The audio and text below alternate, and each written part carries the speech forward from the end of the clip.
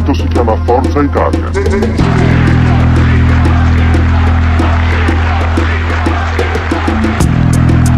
Forza Italia.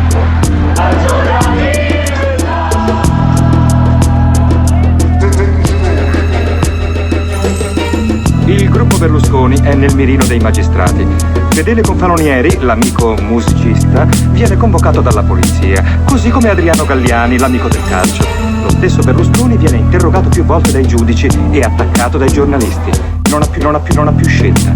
Deve a qualsiasi costo conquistare il potere per neutralizzare i giudici. Dal momento della mia discesa in campo nell'attività politica sono state effettuate 470 visite della Polizia Giudiziaria e della Guardia di Finanza.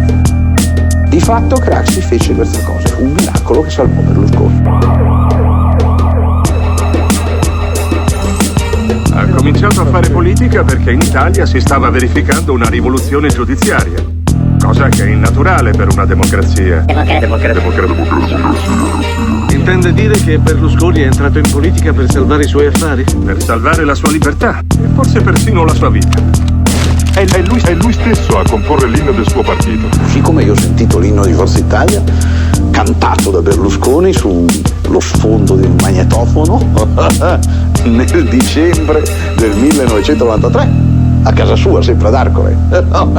Sì, ha messo giù il magnetofono e dice: cosa ne pensi di questo? C'ero io con un mio amico presente, l'amico Reginelli, si sentiva la musica e lui che cantava le parole e alzava le braccia verso il cielo. Preso da questa